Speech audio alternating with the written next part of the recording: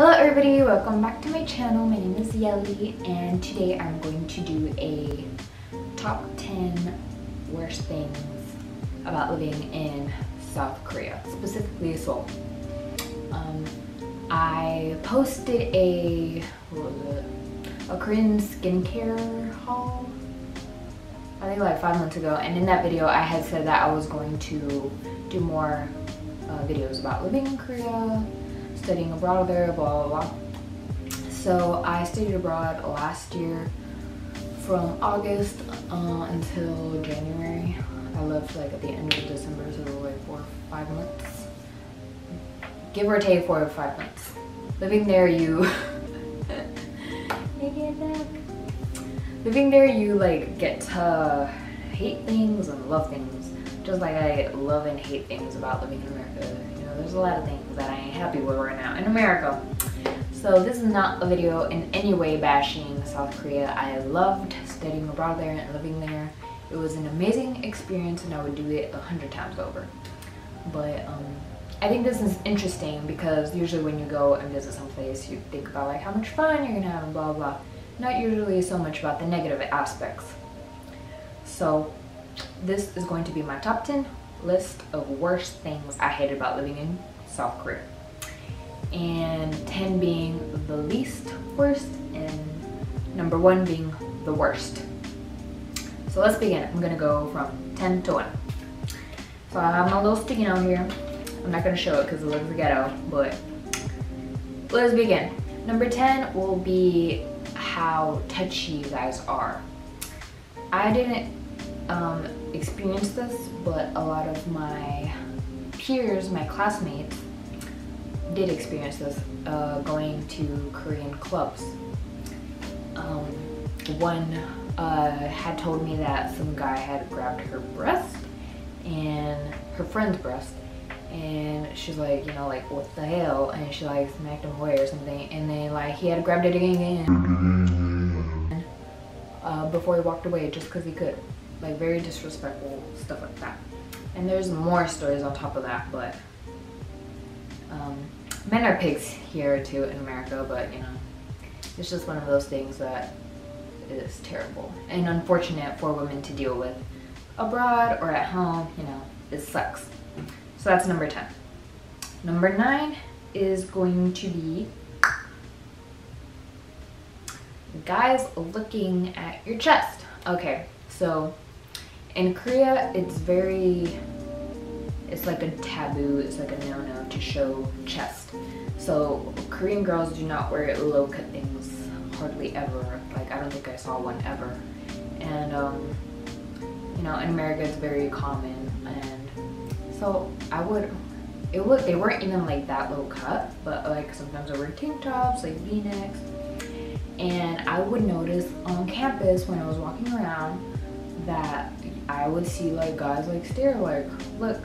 I could see them looking at my chest when I was walking past them, and it happened a lot of times. So by the end of it, I was like, enough is enough. Like they act like they've never seen a chest in their life before. Like it's just like, it's like really blatant and rude, and they don't even try and hide the fact that they're staring. So that would really annoy me. It really irked me by the end of it. Number 8 is sizes of clothing and everything. I'm a pretty petite person. I am 5'3", I weigh 100 something pounds, you know. I'm not very large, as you can see, so it wasn't a huge issue for me, but for others, I know it can be. People who are taller or who wear like bigger size clothing than me. So yeah, like Koreans are very skinny, very short, you know, Asians usually are, and so finding your size in shoes, pants, whatever, it can be difficult for a lot of people. I think especially guys.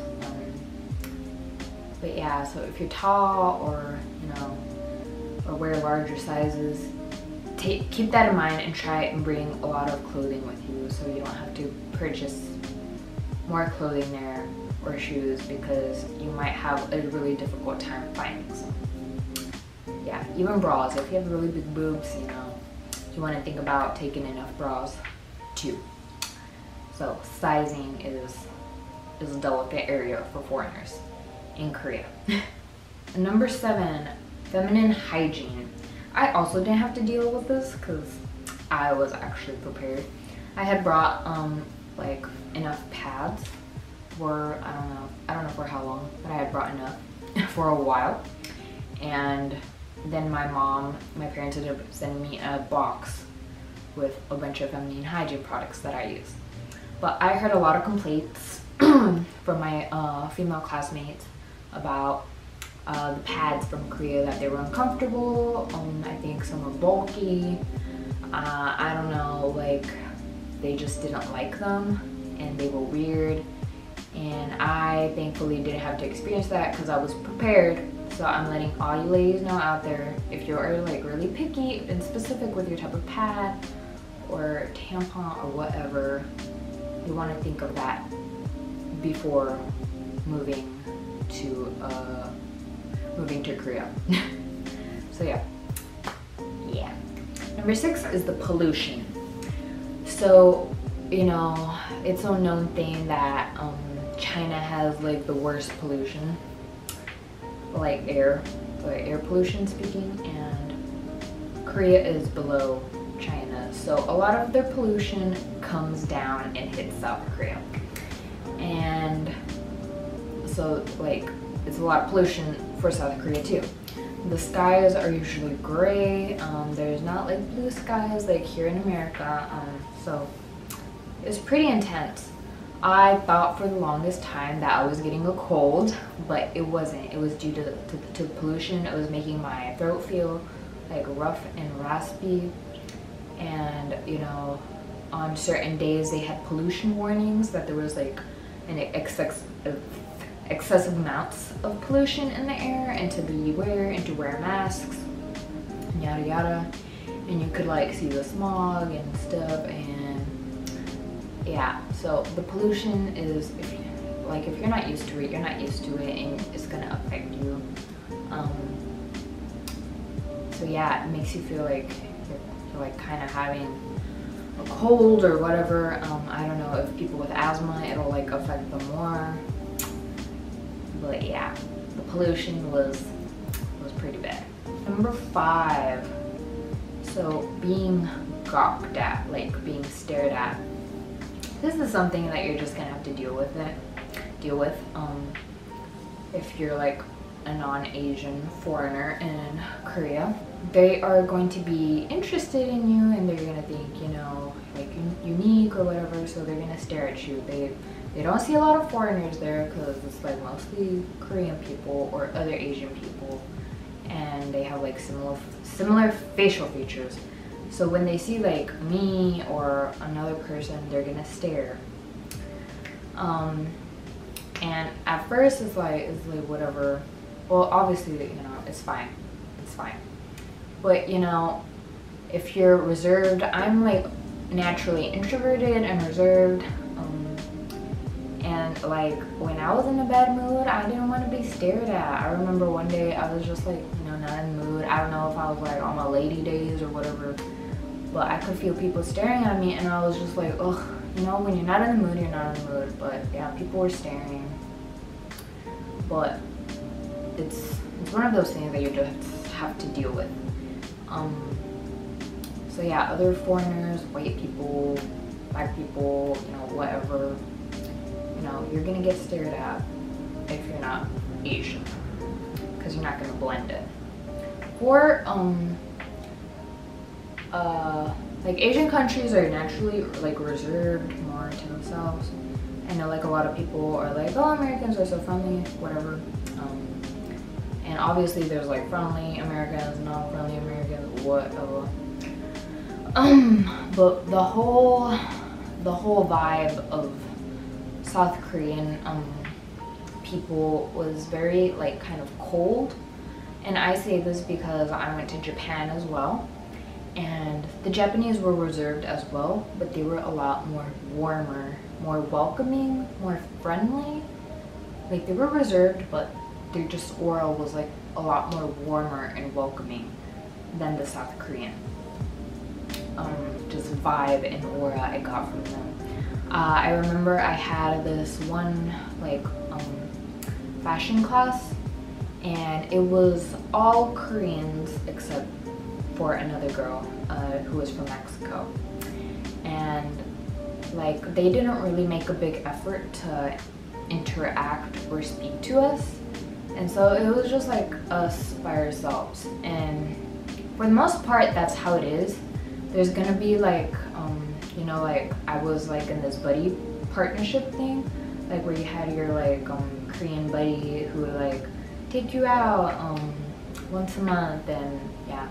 So you're gonna meet people like that who are extremely friendly, but the whole, like, as a whole, they're not very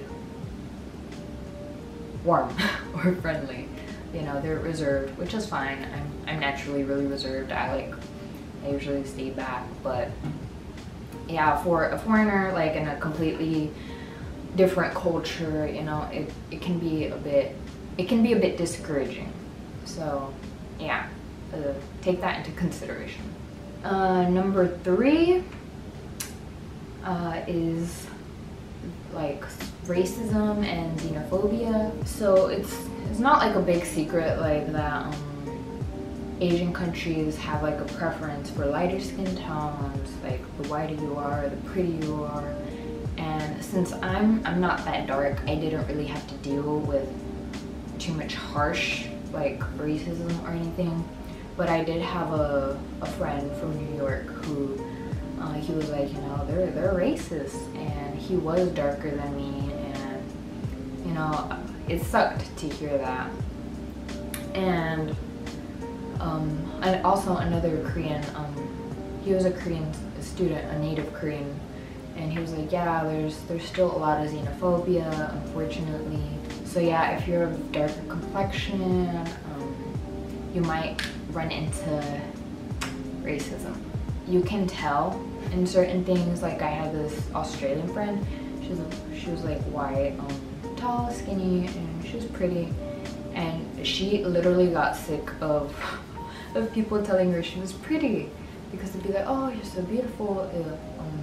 It also really comes like from older women would tell her a lot, and she just got sick of it because she's like, they're just telling me because I'm like light skin and white. And but yeah, it sucks, but you know, you have to deal with it. You're gonna be living there. So number 2 is this bad habit. People do it here in the US, but it's spitting on the floor. So when you're walking, like everybody spits on the floor though. You know, you see somebody in the parking lot of Walmart, they're like, whatever. But it was like everywhere, all of the time. Like you would be walking down the road and you would see globs of spit. But yeah, a lot of guys just spit, and like, you know, there's no manners about it. There's no like, and it was gross, you know, just seeing spit everywhere, or them doing it deliberately. Well, not deliberately, but you know, right in front of you without caring. No, it was just annoying having to like walk and like try to watch out for the spit balls, you know, the globs of spit, the loogies on the floor. Yeah. On to my number 1, which was smoking. Everybody and their mama smoked. Like literally everybody smoked. And in America, I don't know, in other countries y'all might smoke a lot too, but in America it has cut down a lot. We have like open, like really popular campaigns against smoking, how like the negative side effects of it. So not that many people smoke in America, and it's illegal smoking in public places, like in restaurants and clubs. I know in a lot of universities, at my university, it was illegal to smoke on campus. So we had like a lot of smoke-free areas here. And in Korea, it was just everywhere.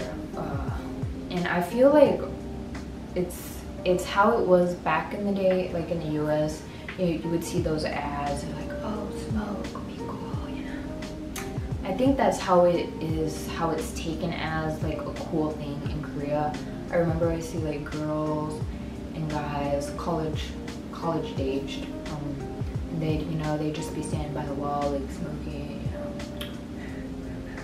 trying to look cool.